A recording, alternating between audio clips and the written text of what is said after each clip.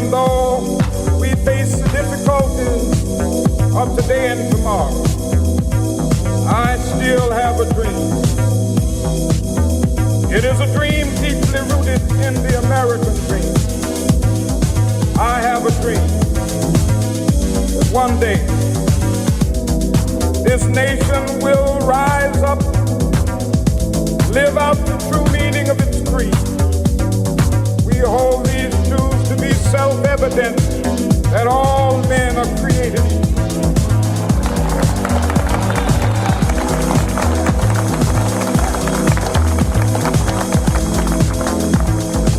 I have a dream that one day on the red hills of Georgia, sons of former slaves and the sons of former slave owners will be... Hey, beautiful people. You know what? I freaking love that song. It's the best intro of any show It's just a beautiful, beautiful shout out. And hey, everybody, what's up? This is the way works now with your boys, Lucas and Bobby from the Bronx. Get ready for this, media. Okay. To paraphrase some stupid heifer, this silly mare. But you know what, everybody? This is the first 100 Days Challenge, and we're going to be featuring Dems Abroad Global Comms Director Aaron Raphael Fishbone, who's going to be joining us in just a second, actually. And good friend, great leader. Exactly. And he's doing God's work with a lot of the people from Dems Abroad. I'm not English, so let me throw that accent out there. I've learned a lot. Yeah, I've learned a lot from the guy. I've worked with him on communications roles here and there from the campaign all the way through because obviously... Again, doing God's work. Yeah, with it. ¿Está bien? Claro. Oh, yeah, we have to talk into the microphones, people. It's one of those things we have to do, yes. Apparently, I can't half-ass it. So, yeah, Aaron's is a great guy, and we're going to link in with him any minute now to talk about this first 100 days, 100 acts of resistance, the worst of the 100, and just his story in general, how he's trying to help. You know what? It's the thing that what was being thrown out to much of the lamestream media, the right-wing media, is that he keeps saying that this is the best, the strongest 100 days. And, of course, he just had a 2-hour suck-off fest with his cabinet. What was that? It was cringe, as the children love to say. Imagine having to do that for your job. Imagine having to show up and go... It is their job. It's all a performance. It is a performance, and there's a one-man band that they're having to perform to, and it is consistently that, and that's why this authoritarian that's happening is why we have to bring it the way it's happening.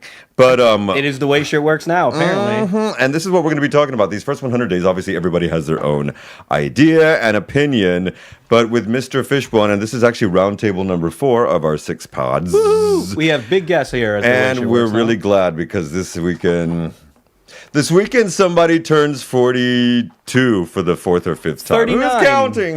I thought you mean 39. Well, happy anticipated birthday, my friend. Thank you, my beautiful brother. I think that now with the graying and the bald, it's really hard to say 39, but 42. I'm 42. Okay, and fair. It is one of those things that brings everything to a head. Every birthday, because you just had a birthday. Yeah, that was fun. That was a weekend from hell. It was my birthday, my best friend here's birthday, and then Cal Soltada in the same weekend. But at least there wasn't a blackout that weekend. Let's listen to for 5 seconds before we talk, Mr. Fish. Let's talk about how my wife took off on a plane at the same time the entire Iberian Peninsula went black. And southern France. And I had very little leftover cash. I had no power. I had no water. And my dog and I are walking around our neighborhood, which was tense. People were running, trying to catch cabs, trying to catch buses. The ice cream was melting in the freezer. It was a crazy day. I never expected that. But what did you do? You were actually working, though. I actually worked through it. I worked through it as usual. You know how we do. I am a Mexican, sir. I have to work very hard. And there was an element where I thought, you know what? I can't get a hold of my clients, my students, I have to just go, and I just did. And since half of it is just around my hood, it was just like it was all en plan como. But it was very reminiscent of post 9/11. As we went to war, it was scary. New York City blackout. Yeah, do you remember the New York City blackout? Yeah. I mean, I remember one like later when I was a teenager. Yeah, not the earlier one I think you're referring to, but no, I'm talking about 2003. 2003. Then yes, we're talking about the same thing. Yeah, that was wild. Yeah, that was for 3 days, and so I remember that I had to sleep 2 of those nights up on the roof because it was about, for our European audience, 40 plus degrees, and in the U.S. it was 90 plus, 95, and it was a time when billions went missing, because it wasn't just New York City. If you remember, it was also Boston and D.C. I was up the eastern seaboard, I believe. Yeah. So it does beg the question, what do you think happened? Because the Spanish press obviously is reporting immediately that the grid company came out and said, oh, no, it was no cyber attack. Now, President Sanchez's administration here has said that they're not eliminating any of these possibilities. And as of yesterday, they've thrown in some kind of research thing that's going to be happening between them and Portugal. Oh, thank goodness, because we should definitely get to the bottom of that. People died. Russia. It was crazy. It was scary. Oh, listen, before we get Aaron on here so he doesn't have to talk about any of this, it was Putin. Putin did it. I believe it was Putin. Yeah. Okay, moving on. we can't corner Aaron like that. We're not allowed No, and we shan't, because he is a leader in the Democrats abroad, and so we're grateful to have that. But there's certain foreign things that we might want to say at the beginning before our brother shows up. And there's just rules, sometimes people get, these things cause confrontation. So as an organization, Democrats Abroad does not take positions on foreign policy or host country politics. Correct. Because people, there have been incidents. There are issues. There are people in totalitarian regimes that are members. They can't speak out, so we can't, we have to think of everybody's safety. And so in my personal capacity, I don't speak for the Democrats Abroad. I'm just a happy volunteer. Aaron actually, does the hard work. And so we're going to keep it about that. We're going to keep it about the work that he's doing, his bio, and this project that he's working on called 100 Acts of Resistance. So it should be really interesting. The last thing that we did about, 2 weeks ago now, was about how the resistance is growing AF. Now, obviously, every weekend this is happening. There are millions of people across the country that have come out. There are thousands across Europe that are coming out as well. And so this is part of the symbiotic process, I guess, of what's happening. At the same time, so much is already going down. It turns into, I made a joke that this is turning into your new go-to expat podcast and bitch fest, because it's impressive, actually. It's all grassroots. Yes. I mean, this is people are just this is wrong, this is evil. They're standing up and fighting. Our Barcelona group had a protest last Saturday. I got to help these very good people put together the plans and the organization, and then I spoke a little bit again because I can't help myself when there's a microphone now anymore. So it was a really good turnout. It was a really good effort. We were stopping the SAVE Act, which we did. I'm very proud of that. Okay, and can we explain that before Mr. A comes in, please? Absolutely. So Chuck Schumer, who's a controversial figure, but I like him, has said that he's our senator, and he's done some good things, and that government shutdown was stupid, and he was smart to avoid it. He said that the SAVE Act is dead on arrival. They need 60 votes. They can't pass it. Not a single Democrat will vote for it, not even the people that we think might. That means they'll never get to the 60. They can't do it. It's dead on arrival. They could try to pull tricks of the trade where they mangle up different things into a big, beautiful bill. Right. But it's very doubtful because these people don't like hard work. So I think right now we've put at least a temporary blow into that horrible voter suppression bill that was going to screw over us Americans abroad, the military, women. Women specifically, trad wives. Democrats are protecting trad wives now because if you change your name, those are the people that will have actually changed their names to their husband's name more often than not. Exactly. My wife didn't change her name. And she's not a trad wife. So we're protecting trad wives. We're protecting the military because that's what Democrats do. We're the good guys. We do the good guy things. I'm proud to be a Democrat to have shut that horrible, horrible bill down. But keep the fight going. I'm a Democratic voter. I'm much more an progressive liberal, I would say. Sure. But I also think that you're more left. Yep. I just think that there's an element where it's becoming very, very obvious that nobody knows who's steering the ship. One person says it's Trump, one person says it's Elon, and other people don't know what to believe. It doesn't really matter. Trump says it's his lawyers. Trump never knows what's happening. He's asking questions. He's getting an interview, and it's the Supreme Court said 9-0, you have to do that. Well, that's not what my team says. What do you mean? Who's the president? He's like, didn't you call the... And I think that reporter should have fought back a little bit better. He did his job. He did it well. It wasn't a fawning, ridiculous piece of crap, worthless interview. He actually got some hard questions. But then Trump goes these fake questions. You're being very nasty to me. Very nasty. Hint, hint. No one will get an interview with me if you don't ask me softball questions. That's exactly what it is. I mean, he speaks like a mob boss every time. So it's never direct and out. I mean, sometimes it's direct and out. But the things that he wants to get done, it's somebody should do something about this. Nobody should ask me unfair questions. He lays this shit out, which is just so ridiculous. But then this is becoming the part and parcel of what's happening in this victimhood mentality. Dude, a billionaire who won the presidency twice, who got away with dozens and dozens and dozens of crimes, who's now making money hand over fist with a meme coin, says everything's unfair to him. Mm-hmm. Everything's unfair to him. But then again, this goes back to the process of victimization that has really taken the nation, but not just that nation, all nations, and specifically 11:11 on the clock. I love you guys, you know I do, but heterosexual white men.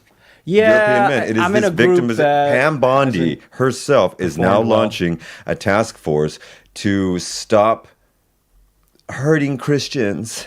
Oh, yeah, the federal government is now involved in anti-Christian bias. Child, the U.S. please. federal government, with your tax dollars, are going to spend, just while they're, investigating the non-existent links between autism and vaccines, they're also going to be investigating anti-Christian bias. And so that is not anything to do with foreign policy. This is obviously domestic from the country from which we hail. But it also needs to be noted that over 60% of all religion-oriented crimes, or orientated from England, darling, are against Jews. 60% of that country, Jews, which make up not even 3% of the population of that country. Yeah, the hate crimes. The hate crimes group, with religious hate crimes, is over 60% towards the Jewish community. So this insistence that, again, Christians are the victims is just playing part and parcel of what's been going on. Yeah, Trump is trying to help a bunch of theocrats lie about a persecution complex while they're persecuting people, and the theocrats are, which is just ridiculous. I mean, that's his power grab, though, and it's kind of obvious at this point that he's full of shit. But don't you think? Sorry for interrupting. Sorry. No. I mean, you're right. Go ahead. I was going to ask you. Don't you think that it's just one of the ploys that the right uses, whether we're here, whether we're in the UK with the Brexit shit, whether we're in this country where we live now? Well, pretending to be a party of morality with the guy who had an affair with Stormy Daniels while his wife is nursing their kid, and who does meme coin scams, and who's letting kids die of cancer and AIDS and starvation for pennies on the dollar saved, is not the party of morality. It's also, they're not the party fighting anti-Semitism either, when Stephen Miller is about to take a national security job maybe, but he's basically the shadow chief of staff. And Trump, people forget, had Nick Fuentes at his home, an avowed neo-Nazi at his home. Well, I also think Stephen Miller forgets that he is Jewish. Oh, that's true. Yeah, Stephen Miller. What the hell? Stephen Miller does not think he'll be on the trains, but in the world that he's setting up, he would be. Ooh, that's a scary thought. Yeah. On that note, we should probably usher in our bring a little more positivity to the circumstances. Aaron, make us laugh, please. Mr. Fishbone, is that? Hey, there he is. Hey, good morning, man. How are you? My friend and my fearless leader, Aaron Fishbone. How are you doing, sir? Oh, please, Jesus Christ! Hard to top that, man. Jesus Christ. So untrue, too. But all right, that's I'm trying to transition here. May I ask you? Oh my God! See, now they're going to take you to school and lop your dick off too, and make you a woman. About transitions, what? The Fishbone. I'm trying to transition. Sorry, I had to. Yeah, but that's actually, just to let people know, that is not a joke that I just said. It actually is, of course. But Trump has actually said this on live and rallies, and there are people who believe this, unfortunately, and not just maybe the country that we come from. But Mr. Aaron, is Fishbone truly your last name? It is. Wow, man! What is the origin? It's not the name I made up just for interviews like this. Yeah, exactly. What is the? Can I ask you really quickly what the origin of that last name is? That's interesting to me. I'm a historian, that's why. Okay, my family migrated from Eastern Europe, way back when, via Ellis Island, and I think it's one of those names that was changed upon arrival. That the family had a Polish last name, and because my paternal parents and my Belarusian last name, and it was involved in the fish industry some way, presumably. I mean, no one exactly knows, but one of those, names that was changed to Ellis Island, and boom, the Fishbones arrived in America. I love it. So, Aaron, let me ask, where are you? Where do you vote from, and what brought you to where you are? Yeah, cool. So classic dumb as a broad question. Where are you from? Where do you vote? So I live in Slovakia right now. I was brought here for the very, very common but still lovely reason for love. So my wife, then girlfriend, now wife, is Slovak woman. So we live here. Been here for 9 years now, and I vote in Washington State, beautiful evergreen state of Washington in Seattle. Very cool. And so, how long have you been with DA? I mean, I've been with the very, very loosely affiliated. It's easy once you're abroad to just like kind of sign up and get some updates. But I wasn't actively involved until the 2020 election. I was actually on paternity leave, right? One of the most amazing things about Europe is the parental leave benefits. So Oh yeah. we had young kids at the time, and they're older. They might barge in at any moment. But so on my paternity leave, I started volunteering. It was the 2020 election, and I started just volunteering. I mean, just like you, Rob, right? Just knocked on the door and said, "Hey, I got some time interest. It's important." So I started volunteering on the communications team at the time, and was quickly ensnared. And people leave, people come, like life jumps up. We're all volunteers, and so someone takes a job and they leave roles, and so suddenly the communications director role was opened, and I fell into it. Let's put it like that. And so I was comms director throughout the 2020 election, and then I left for a while, and then came back for this last presidential election. I've been comms director since May of 2024. When you moved, I'm going to throw it to an expat zone. When you moved from the States to Slovakia, what was some of the good parts and the bad points that you felt when you first arrived there, as you started to gel with the people there? Like culture shocks, I guess. Yeah, I mean, I'd lived abroad before, so it wasn't my first time, and I'd been in Europe. I'd worked here overseas for any number of years. In fact, that's when I met my wife, was like 22, 25 years ago, working in Estonia. So not a very linear path or even very traditional path. But, I mean, it was cool. I've been stateside for a while, so exciting to get back abroad and, refreshing to be back in the world, right? Like here, you make a wrong turn, suddenly you're in Hungary, you make a wrong turn the other direction, you're in Austria. Right, so different languages, different currencies, somewhat different cultures and different ways of looking. So that's very cool. That's one of the cool things about Europe, right? Is how close other parts of the world are, other countries, other foods. So there was that, and just like being fresh. I've been in Seattle for like 10 years, and it was exciting to get back out into the world. And this part of the world in particular really feels like kind of the cross paths of history, right? The former Ottoman Empire, the Habsburg Empire, former Warsaw Pact countries, and former post-Soviet countries, and right here, I mean, is where the Iron Curtain was, right, between Austria and Slovakia. So literally, we were married at a castle overlooking, like the ruins of a castle overlooking the river that was the Iron Curtain between Austria and Slovakia. So, wow. I mean, all that stuff is cool. Like I see a castle, I see Bratislava Castle from my bedroom window. I mean, that's not something we'll ever have in the States. No. Medieval castle from my bedroom window. And so plus obviously I was with a woman who became my wife. So that's I exciting. still have to see a castle. I've yet to see a castle. My European life. Rob, doors open, man. Really? I'm sitting in the guest bedroom right now. You can crash here. We got a Murphy bed right behind me. Fantastic. Just pull it down for you. We can do this thing in live. So you can see the castle right outside the window. I'm going to hold you to You're that. invited. Okay. Open invitation. Very cool. So let me ask you a question. Are the Democrats abroad actually doing something? Oh, softball question, right? Yeah, man, we were doing a lot. As I know you're well aware of, you're intimately involved in. So, I mean, I guess the main thing that we do is, so normally Democrats Abroad is a get out the vote or organization, right? Like spend a lot of our energy and efforts focusing on getting out the vote for elections. And, we did that in 2024. We did it for many previous elections. And I mean, there are elections in 2025, as you well know, right? There was Wisconsin, there were special elections in Florida, Pennsylvania, Florida, wasn't one in New York like we were gearing up for, but okay. Stefanik keeps her seat. But right, Florida elections, 1 and 6, Wisconsin election, and there's going to be upcoming elections, right, for governor of New Jersey and Virginia. So we are, in fact, and plus down ballot races, in like mayors and city council members and whatnot taking place. So we definitely are still mobilizing for elections. But I think the main thing that we're doing, and we have developed, is sort of pivoting into a resistance opposition organization. Right, there are a lot of bad things happening, as you discussed earlier before I came on. And so, how can we, even from afar, be effective in participating in the resistance and the opposition to those bad things happening? So, we have organized a lot of really targeted calling campaigns. Call your senators, call your reps, also call your governors, call your attorneys general to let them know issues to really kind of take a stand on. So the SAVE Act, like you were talking about before, and others, also protecting benefits, Social Security benefits, and other things.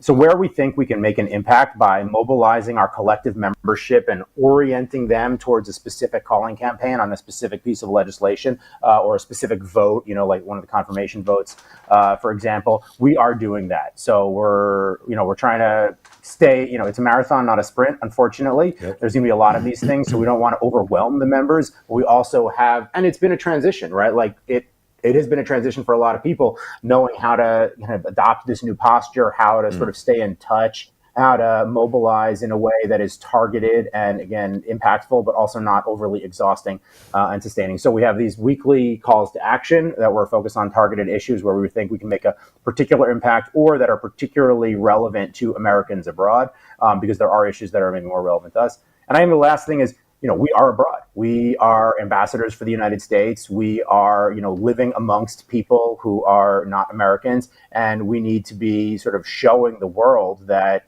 75 million Americans almost voted against this guy and voted for, Kamala Harris and Tim Walz, and that so Trump doesn't speak for all Americans. And despite everything that's going on, we need to show them that there are those other, that there is another America out there. Amen. And you know what? I think it's also important to remember that nearly 52% of the population did not vote for him at all, whether they voted for Calm and Walz or the other outside parties. Or and whatever. So this ridiculous mandate BS that they throw out consistently, hey, President Trump has a mandate, is, again, as always, another fraudster situation.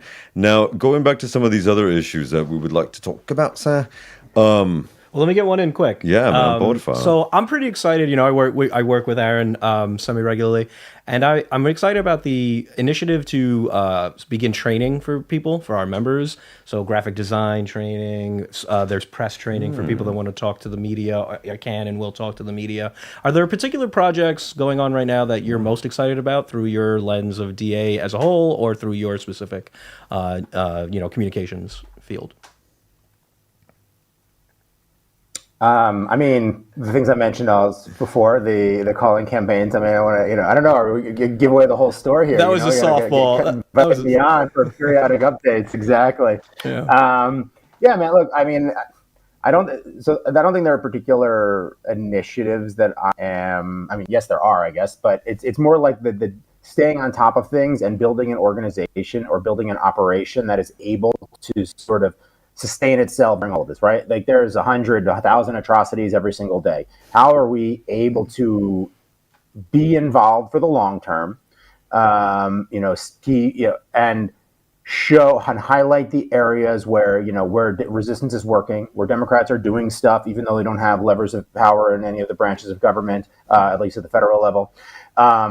Keep the members organized and mobilized and the entire membership, and also to reach other Americans abroad, right? Like there are a lot of new Americans coming abroad for different reasons, whether it's study abroad or whether they're, fleeing the regime or whether they're, deployed or, also many Americans moving from abroad back to the States as government, positions and other grants and whatnot get cut. And this government tries to box the United States in. How are we reaching all those new people? So, we have a fairly robust integrated communications operation, right? Digital press, and building that up so that we're publishing content and we're active on all the social media platforms that we're active on every single day. Really like we're a active and regular voice in the progressive and democratic ecosystems, and that we are, kind of putting out our unique viewpoint as Americans abroad on many of the topics so that, for Americans who are coming overseas connect up with us and hear what we have to say. And also, so for people back in the States, hear the perspective of Americans abroad. So I think we've built a pretty big team of which you're a part, and just maintaining that and sustaining that, especially in the all volunteer situation that we are, right? We're all volunteers. We're in, 4 continents. Just the comms team is on 4, people are on 4 continents. And so keeping that thing going in that context is I think it's probably the thing I'm most proud of, is just keeping that whole thing going and where it's fulfilling experience for the volunteers, right? We're not just like, oh my God, I got to do that thing for DA. Rather, it's like, okay, I'm excited. And I guess the last thing I'll say is, how do we suss out what's important from all the crazy shit going on? Right? Like, how do we stay on our foot? There's no, maybe I'll throw that one over to Rob. It's triage. There's no, We're I don't think there's any triage. silver bullet. There's triage. There's triage, and they're trying to focus on positive. I mean, it took a while to get here. This was not the posture in February. Yeah. Now Sure. we're in May. So I think we're learning fast, but they're working fast, but we're learning fast too. But how do we stay on our front foot? How do we stay proactive and not just reactive? Because the centrifugal force, of just being reactive all the time is strong, but it'll kill us. How do you Not fight possible. And how do we? Come on, go for it. No, that's making me think of the apathy that I'd written down about. But Yeah. there is a sense of apathy that seems to be quite pervasive. And we looked at, I believe, one of our chairs here, Annie Grawl, said that there was only about 10% of the Democrats or the voting Americans abroad actually voters. voted. And so we see also that about 91 million people stayed home as well. And is there a way, how do you feel about and how do you confront and fight off that apathy with your platform and what you have? And how do you feel about that in general? I guess there's a few different things you brought up, right? One is Americans back home, stateside, who didn't vote, right? And what are the reasons why they didn't vote? There are many reasons. Why do Americans abroad not vote more? Why are 90% of Americans abroad not voting? That's also, I think that's a separate set of reasons and then are people feeling apathetic in this moment? I certainly don't see that as much. I see, I see almost like the incredible emotion, the fear, almost more than anything else, right? The need to, and hence again, that concern about, my bigger concern is people overly reacting to everything going on and tiring themselves out and, focusing on things that are just, kind of press releases, executive orders that are just, not worth more than the paper that they're written on, but treating those as existential issues.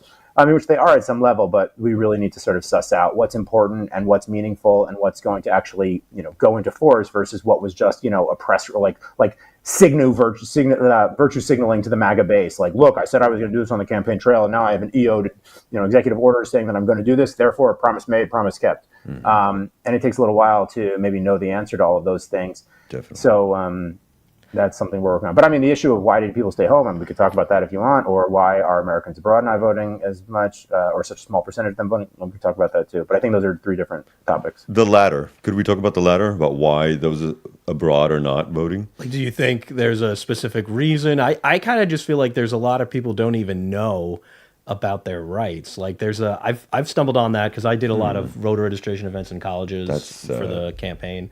And it was nonpartisan group, obviously it was voter registration, but like so many people were like, oh, I didn't know I could vote.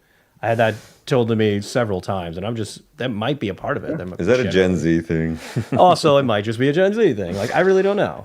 But yeah, do you have any particular insight on that? Like anything? And then is there a way we can kind of address that? Because I like the marketing and the stuff that we're doing. You're right. The DA is on every single social media page possible. There's events, global events. There's local events. There's all sorts of like community building initiatives. But yeah, I just never got to the bottom of it. Besides thinking like, I think a lot of people just don't know that like once you leave the country, you do have the right to vote. And so, any thoughts there? Yeah, I think that's true. I don't know, we're calling Rob Gen Z, by the way, so that'd be a new one. I'm old millennial. Old millennial. Yeah, that's what I thought. I think in general, who are Americans abroad is a big and diverse group, right? Like there are a lot of people are retired pensioners going abroad so that their dollar goes further, or they want to, move to somewhere warm in the Caribbean or, somewhere cool. A lot of the most people are abroad for family reasons, like myself, like their partner or their kids are, citizens of another country, and they live there for that reason. That's my situation. A lot of people are abroad for stints. Their companies deployed them abroad for a few years to go work in the field or work at a foreign entity. U.S. military and their families, American diplomats and their families. Yep. Peace Corps and people like that. U.S. Formerly USAID workers, people who go on mission trips, right, from the church. But then also a lot of study abroad students. So it's a really diverse range of people who are Americans abroad. And, there's a lot of turnover there too. So you don't necessarily think about how am I going to vote? Especially if you're not like a person who thinks about voting all the time, how am I going to vote from whatever location I'm in? And then, we have a federated system. So it's really up to the rules are largely driven by the state in which you vote. Exactly. So that's a big part of it. Yeah. Although if you register as an American abroad, which you can do from abroad, right, which you can do as a special category from voteFromAbroad.org, then you have special federally protected rights as an American citizen abroad, such as the right to receive your ballot 45 days before the election, the ability to not be purged from state election rolls, and more, and the ability to send in a backup ballot in case for any reason there was a logistical issue with your ballot getting back. So they're really important reasons. Yeah. Oh yeah. Mm-hmm. Okay. Thank you, Annie Grau, for helping me out. Annie again. Yeah, she's the best. Oh, Annie's super. She's she's hustling. But look, I think in general, people don't know, or they're not thinking about it. Okay, how do I do that from my dorm in whatever London, or how do I do that from my new office in Hong Kong?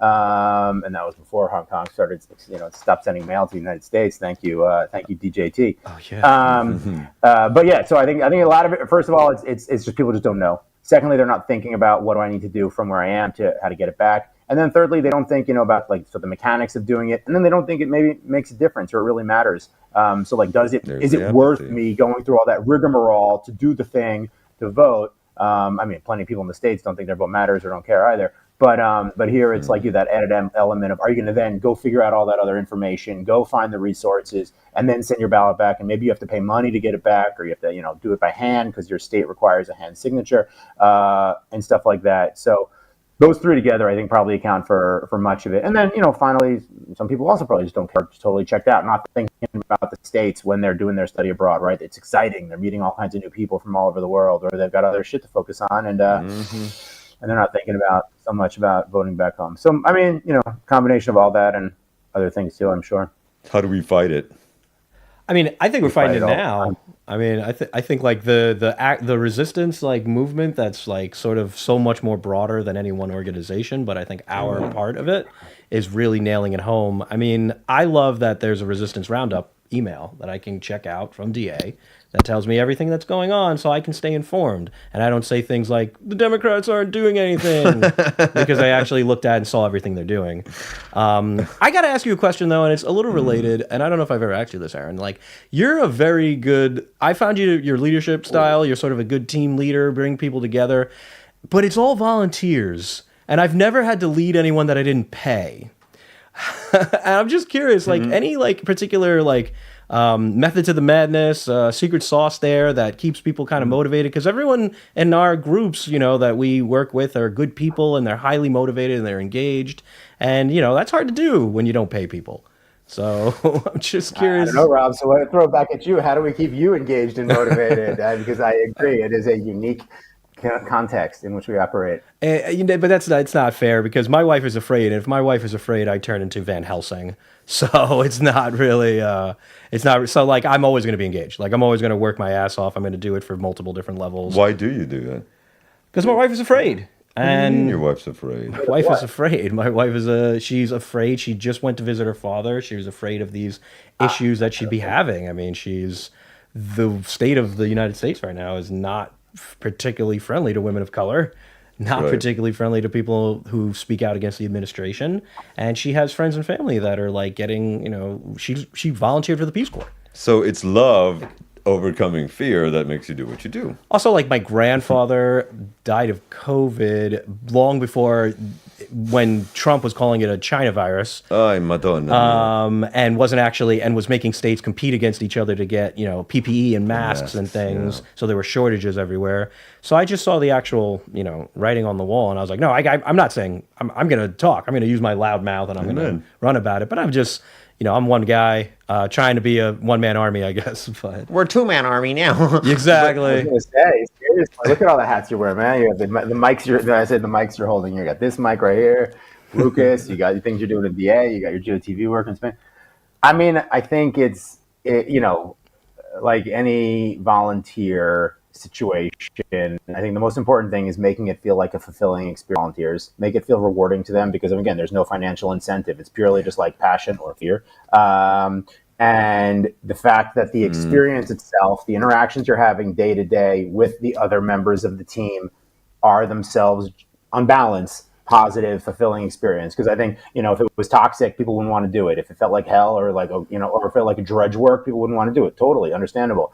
And so I guess my main thing is, and it involves a lot of like time of my time and talking to people and checking in, and maybe having those conversations where there is a problem, because there's all kinds of like issues that arise, pain points and whatnot. I have to talk people through it, and so it's that kind of time. But you're right. There's no financial incentive, so people are obviously already like interested, and then you just kind of have to work day to day to make sure things flow smoothly, that communication channels are open, like it's working. Because if it's not working, then people are going to check out. And even our digital tools don't by themselves, and our like on paper processes are not enough. It involves oversight and constant sort of like management to keep things running smoothly and address interpersonal issues which do arise. And whatnot. And I guess the last thing is it should be fun and creative, right? Like, I say this in our meetings, like the creative process that we're engaged in of developing content, of creating these videos, of, making sure what is our, American abroad view on this topic or that topic, and making it feel fun and creative and interactive, and as an outlet for people to get their views out is really important, because again, otherwise why do it? So, it's like that. And I guess winning helps. Like, so yeah, there's that. Well, think about it. We stopped the SAVE Act. Like, we put enough pressure on, and that was a huge thing we talked about it earlier. For now, we've stopped the SAVE Act. And my single favorite act of resistance is we did not allow Elon Musk to buy a Wisconsin State Supreme Court seat. Yeah. I did voter registration events for the college kids just to get them, even though I only saw like 5. And major shaving off of the percentage of cuts between them and Florida from the former elections to this one, to these as well. But he has Spacetown now. So soon to be Spacetown. Read this article. I mean, he couldn't buy in Wisconsin Supreme Court race, but he is incorporating a town in Texas, the soon SpaceX. Sounds great. You mean outside of Austin? Right. Yeah, it's really on the border. In the valley where I was born, by South Padre. I didn't actually know that. Spacetown. There's an article that came out in the paper yesterday. Why don't let's let him go do that. Just get out of the government. Speaking of articles, because we mentioned, Aaron, you mentioned some elections and special elections and things coming up as well. New York Magazine has just put on was it the New Yorker? No, it was New York. A rather I don't want to say scathing, but scary article about Mr. Fetterman, about Senator from Pennsylvania, Dan Fetterman. I don't know if anybody's heard or seen this or read about it. It seems speculative, but there's some cause for concern. But I don't know that it's our place to necessarily get into it. Well, no, this is the thing. With these different elections that are going to be coming up, do you think that we will galvanize people who are outside, like what we deal with, to actually vote, if that were to happen, for the special elections that you just mentioned, for inshallah, we actually have 2026 elections. Oh, yeah, no, Virginia, New Jersey in November, we're already working on that. So how can we outside get more engaged in things that might be affected or might not be affected, like in Pennsylvania or whatnot, but in the future? Because that's what we really need to get. My concern is the young ones. How can you not know what's going on if you're consistently on TikTok? You know what I mean? Because there is that element where it's actually a sickness. So when you were talking about how they didn't know, I find it really hard to not know what's going on. So how can we engage those little, the younger crowd to really get involved to vote? There's probably our Gen Z member here. Right? Yeah, right. Go for it, man, please. No, I mean, telling them what they're losing, what the cost of apathy is, what the cost of not participating. I mean, you don't participate, you get a government run by a radical right 4chan conspiracy theorist who hates immigrants. So I think it's important to like lock in like cause and effect. For people, like the cost of apathy is extremely high, and it's higher now because if we don't rock the midterms, that word again, yeah. If we don't rock the midterms, it's going to be problematic. If they can keep both seats for the whole 4 years, we're going to be in a lot of trouble. So both houses of Congress is going to be in a lot of trouble. Getting people motivated to vote is showing the successes, also showing the successes. I mean, the youth of America tend to care about climate change, tend to care about gun violence, tend to care about healthcare, tend to care about an economy that works for everybody. And the Democrats are, in my opinion, solid gold on that issue because they're trying and they're accomplishing legislation. They're accomplishing policy changes that are making lives better for people, that are increasing access to healthcare, that are limiting access to mass killer guns, that are helping fight man-made climate change. So I think it's a combination of not like talking about here's what we've done and here's what we're doing and here's what we're going to do, which I think DA handles pretty well, because you just go on the website and you click the Resistance Roundtable and you see that. You can, here's what's happening in DA, community building events. Here's what's happening, in France, we have a get together for coffee. In Barcelona, we have a protest, and then afterwards we're going to watch a funny movie. Like community building and past, present, and future. And all of this is at democratsabroad.org. You go to democratsabroad.org. Okay. You have to go to democratsabroad.org and find out every bit of information that you need. Join up, help us fight. Aaron, please. Yeah, I filibustered you there. Sorry. I mean, no, that's fine. That's fine. No cloture vote here. So, I mean, I think, look, it's a huge issue. And there's no sort of single answer. I'm 45, so I'm probably not the person most expert to talk about this totally. Am I the oldest person on this call? No, right now? You and I are the same age. I mean, I'm 42. 42, you're 42. I'm 42. 47, we're looking for like 42. Very good. We're 42 looking like 37. I'm solidly 45. So, I mean, look, obviously, being where they are, first and foremost, you know what I mean? Having young people involved in our discussions and in our meetings and like helping generate the content that we develop is really, really important. And hell yeah. I mean, it's a little bit of on one hand, it's a challenge because a lot of Americans abroad are older, but on the other hand, we are very actively and active on an in-person recruitment on campuses, as well as through, and so actually that's pretty effective. So we get, young people who are studying abroad to participate while they're abroad. Which is great and really fruitful. And then, I think we're increasing, like as a global organization, we are digital first.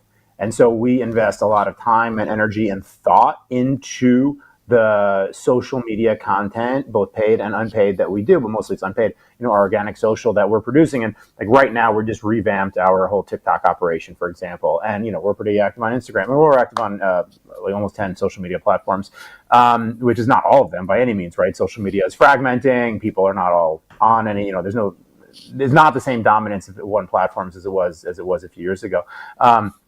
And certainly it breaks down generationally, also regionally when you get abroad and things like that.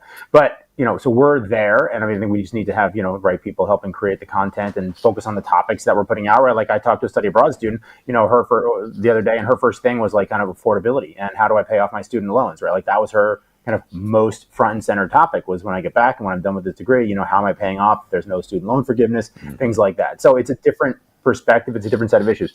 But I think one of the other things we need to kind of grapple with is, Trump's superpower is being at the center of like all conversations all the time, just like absolute dominance of media across all of public conversation, whether it's about, freaking sports or whether it's about, FIFA, whether it's not just news stuff, right? It's culture, it's mascots, it's religion. It's just so many different topics. And the articles or the coverage all starts with Trump, Trump believes X, Trump did X, Trump what? That's his superpower, being the center of those conversations or in all those conversations. And that's something really, really hard to grapple with. And then, the dominant and just the amount of sort of right-leaning media, social media that there is. From an algorithmic perspective, like who owns the platforms and what voices are they promoting? That's a big issue. Yes, also, just the sheer number and volume and reach of, right-leaning platforms and programs. Obviously, you guys are doing this is one big way to and that's awesome. But then the last point is, I do think, and this is something else, we talk about whenever someone says like on the left is like, I'm going to start a podcast or I'm going to start a program. It's like almost, it's often explicitly about politics, right? So this is maybe a question for you guys. It's not like politics is downstream of culture, right? Like, Barstool Sports was about sports well before it started getting into politics, right? And, Rogan was talking about like kind of random culture issues long before he started getting, increasingly politicized. So, Ancient aliens, yeah. And so on, right? And so many others. So, how do we have, let's say, discussions on culture and life and sports and, clothes and gardening and all that other shit that, with ultimately like a political view thrown in that is not, but it's not explicitly about politics, so that the people who are hearing and are listening to that conversation are just like normal people doing their normal people thing. But at the same time, they're not being radicalized to the right because the host of the show ultimately becomes radicalized or is paid to promote that. It's so right. You're so right. And that's sort of part of our mandate is that it's been so insane that we haven't had the ability to branch out as much as we have wanted to do. But you're absolutely right. A conversation that we have about like his dating life or our dogs has a potential to go pretty more viral than us having a breakdown of the SAVE Act or us having a conversation. Obviously, this interview clearly is like right. Yeah, Well, and also the different guests that we get, because like for June, there's going to be some comedians and some rockers that we're going to have here who are local expat knowns. And who's the orgasmic lifestyle sexpert, author, and genius? But the thing is that also those kinds of issues, Well, there we go. Now she's Irish, but that's a whole other ball game. But isn't 40% of our country? Now then, there's something else, man. Has anyone ever told you? I'm sure they motherfucking have, but you look like actor Ron Livingston. No. Do you know who that actor is? From Office Space. Oh, really? Okay. But he was also in All right. There's a curveball. And Sex on the City as well. I'm just saying. Oh yeah. Yeah, you totally do, man. But also in reference to the 100 days, we've only got 15 more minutes. Not even 15 minutes. Let's break down the worst. Break down some opinions on that. Sure. What do you think about that? What is one of the things, or a few of the things, Aaron, that have stuck out to you over the last 102 days? Jesus Christ. Yeah, like the worst nuggets of the worst. Do you have an opinion on? Some juicy morsels, love. Jesus.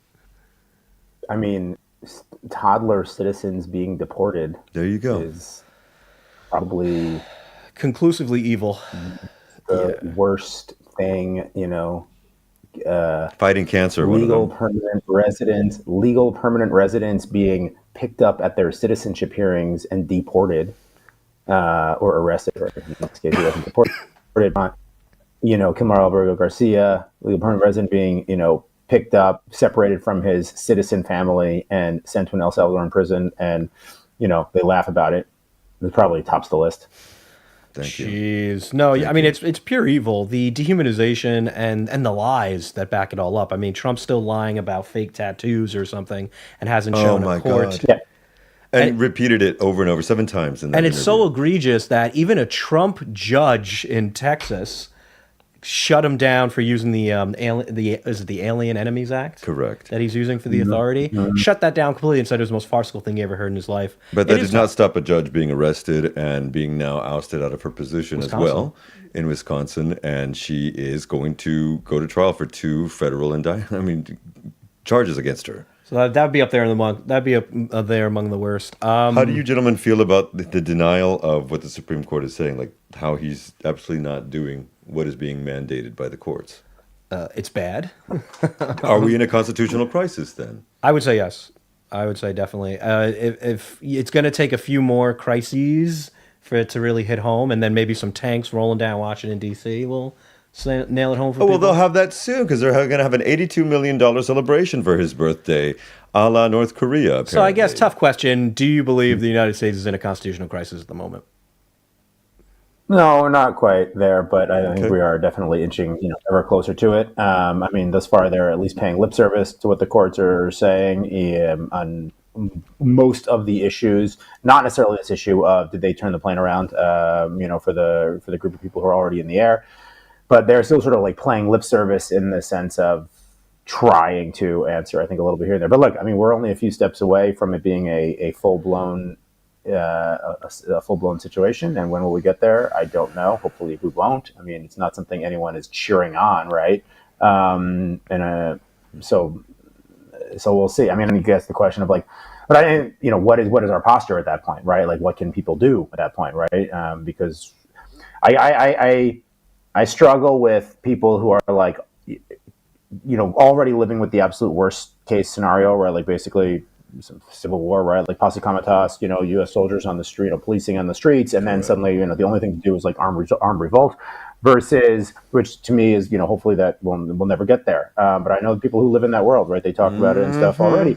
And then how do you How do you, take, let's say, as from a oppositional perspective standpoint and a resistance standpoint, take measured steps to prevent us from even getting there? And I mean, there are hundreds of examples of people in the streets, people standing up, people fighting back. These law firms that have all signed, friends of the court briefs in favor of the law firms that have stood up against Trump's edicts. Right. The universities that are now banding together to support what Harvard did. And then, hundreds of acts, right, from Bishop Boudet to what, Dems in Congress are doing, to people who are protesting against, closures of national parks and firing of EPA and firing of NIH. And so there are hundreds of acts of opposition taking place. And the point is, can these stop us from getting to that authoritarian point? And I mean, I think this is like one of the strengths. I'm an optimist. So I think the strength of the bonds of civil society that we have, the bonds of civic life, the bonds of the familiarity that people have with public engagement and with being involved in their community. There's a lot there, and it's being flexed again. And I hope that in many, many different ways and forums, and from the boardroom to the streets to the courts to to Congress and many other places, and I hope that works. No, you're right. It's a little bit of a tricky sentiment because, like, if they are following some court orders, if they are listening to some, some rulings from judges, then they get to be, well, technically, and it's like, well, technically, they did vote on January 6th, to certify the election. Yeah, but the main one, the Supreme Court mandate, they skewered the scene with the gangster lean, and that to me is very, very vocal. I think the precipice argument makes a lot of sense. Like if the resistance was just being steamrolled completely, if there was and we could get, he's right, we could very well get there, and that's the intention. I believe that's his intention. But I agree that like we're ever so scaredly, ever so patiently attempting to hold firm to a free country. Yeah, man. So I get it. Precipice, not quite, but on a path. Is fair. Yeah, and trying to not like mentally just go straight to that precipice point, because I don't think that's productive, at least certainly not right. So like on the path, yeah. I mean, because like what I think is absolutely insane is we're circling back again, I guess, to it's usually immigration, but declaring an executive order that birthright citizenship is basically nothing. That no, this president says birthright citizenship isn't a thing, and that's obviously been smashed down in courts too. For me, that's obviously one of the worst things. But I think the worst thing is completely legal, is what RFK Jr. is doing to healthcare in the United States, what RFK is doing to HHS. I mean, it's absolutely insane that taxpayer resources are investigating debunked conspiracy theories while they're cutting the tax administration. And they're cutting out people that help you. And they're cutting out people that like actually help. Like they're firing scientists, they're firing doctors. So far, over nearly 140,000 workers. And so that's like for me, that's the worst, because we saw the damage of the pandemic. I have personal tragedy revolving AIDS epidemic that makes me sick to my stomach, that funding for AIDS medicine that's pennies on the dollar is being recast as some sort of like plot, some globalist plot or something like that, and that's why people have to die of AIDS, because Donald Trump says it's a globalist plot or something. And I think those two things specifically relating to healthcare are, for me, the worst. I also think it's important to remember that the people that will be dying of AIDS are black. Oh yeah, people that Trump doesn't care about. Exactly, and I think the targeted of the immigrant thing is really going after Latinos. And as a Latino myself, with a father who's a naturalized citizen, it is very daunting. So I understand what you were saying about what your wife is having to do, because I don't even want my father there anymore. Yeah, and that is his country. I'm sorry. No, please. Yeah, no, I mean, that makes a lot of sense. There's this place, Cancer Alley, in Louisiana, right, where some of the most polluting companies are just dumping, like lined up next to each other, dumping. Yeah, and so for 10 decades, they've been doing this work, and the people in that community have been like screaming to the government to try to help to regulate them, because the carcinogens in the air and the levels of asthma and other kind of cancers in that region are so far above normal levels, and it's mostly, I think it's exclusively beyond. People of color who live there. And so finally, the Biden administration passed a law to actually regulate that, and now the Trump administration is rolling that back. And I'm sure Senator Kennedy's happy about that. Yes, yeah, RFK. That fake-ass accent. Yeah, Senator Kennedy. Sorry. The fake accent Kennedy. Yes, sorry. My apologies. From Louisiana, excuse me. Yeah. Who's done nothing. They're just cartoonishly evil. Totally. Like, why am I a Democrat? Because that's why. Yeah, That's the not- malice is the point, and it is extremely damaging. We always like to end on a high note. People who write We always like to try After to these end on a high note. 55 minutes of Yeah. Totally. I No, feel no, optimistic. Who the hell ain't, right? I am because we're actually, you can see progress and you can see the fire in people's eyes. Like, I see it in protests. I see it in voter registration events. I see it on our group chat where we're sometimes yelling at each other. It's because there's a lot of passion. We're all ready to fight. And when you see something horrible happening, look for the helpers. And I like being on the team of the helpers. So, Aaron, give us a little optimism. Give us a little, what are you happy about with the resistance? What can we do more of? And what can Americans abroad specifically do more of and such? We got to do more of everything. I mean, that's clear, right? Any flood the zone strategy requires us to flood the zone back. I mean, but again, I think we do need to be targeted. I think we need to stay, kind of suss out the, what is important from all the other stuff that's going on, because there's just too much, and we'll exhaust ourselves and, just spin our heads in 1,000 directions and not be sustainable. We're like, after this, I'm going to garden. I am going to go with my kids and we're going to get our hands dirty. We're going to plant salad, like lettuce and carrots, grow our own food, do normal stuff. How many babies do you have? I have 2. They're 6 and 8. Okay, so not too little, yes. not too little. Yeah. No, they're not that little. No, they're old enough now. In fact, Hell my daughter and I yeah. started talking about It's much more movies the other fun day. than... Put them to work in the garden, too. I like that idea. Look Yeah, at we Rob gotta saying, get them, put in the man. work. Put him to We're in work. that Amen. Totally, no. They're my kids. It doesn't count as slave labor. No, but we got to get there. We got to get on our bikes. We got to ride out. We're members of a community garden on the kind of outskirts of Bratislava, but it's great. We'll meet some people. We'll grow some food. So we're going to do that. I got to spend increasing amounts of time with my kids and kind of also have a regular life that is not like, this thing is really big. It's really important. It impacts us all around the world. It impacts me and my job as well because of the knock-on effects of the tariffs and the trade war are having on the global economy and whatnot. I mean, that directly impacts my jobs, but we can't just spend our whole day-to-day lives focused on, the Republicans and the sort of state of governance politics in America, certainly at the federal level, right? You need to have other things to do. So I think we need to do more of our core messaging as DA. We need to be more creative, be more innovative, reach more people, have fun with that as well, because it should be fun. And I think that joy then would come out through the content that we produce, and then that way reach more people. We need to do things that are not just that, so that we have lives and that we're full humans and that we're able to sustain ourselves and, have joy in our hearts and like live lives and be healthy, even with all the crazy shit coming on down. And I think we need to stay close to people too. Like it shouldn't always just be about politics. So like even my, let's say, family members back home who are not, that don't share the exact same political views as me or the views of the direction that we're going. I don't even want to call it all politics anymore because it's like the world, right? And the state of country and the state of civil society and law and people we know in our communities. Staying close with them so that like when we can have hard conversations, and that we can also have love for each other when hard though that might be on certain topics, so that when we're together and, we're still family and we can then have hard conversations, especially when it comes time for elections day again. There we go. Well, we're going to wrap it up there. Thank you so much, Aaron. Where can people find you? And the organization? We're Democrats Abroad, as you said, democratsabroad.org. I am on LinkedIn and Instagram and Blue Sky as Aaron Fishbone or some version of that. And I just love that name, dude. I love that name. Thank you, man. Thank you. I should have my Fishbone T-shirt on, like the band. That was because that's what it makes me think of. Next Jesus time. Christ, dude. That's it. Next time you have me back, I'll come on with my Fishbone shirt. You already know, man. Thank you so much.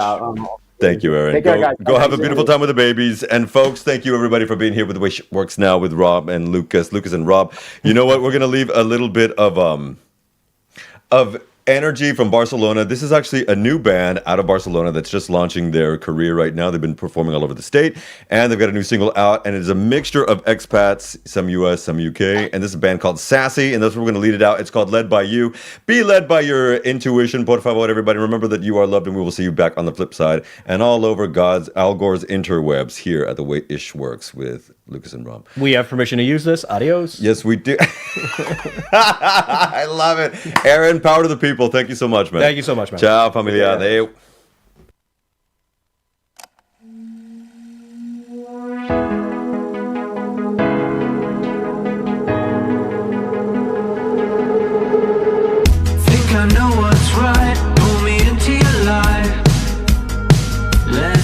lost in a whim.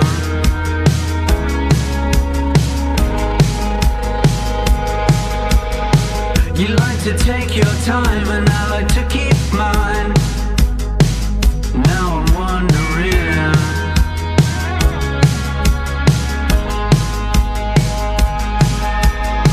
you take an ordinary man and you make him better. You take an ordinary man and you make him better. You take an ordinary man and you make him better. You take an ordinary man and you make him better. your silver lining coats a grip around my throat when you call my name.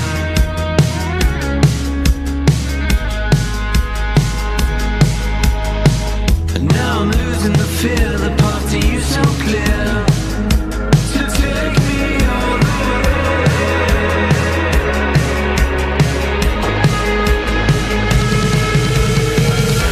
I don't wanna fly and I don't wanna drive, I just wanna be led by you. Don't wanna fly and I don't wanna drive, I just wanna be led by you.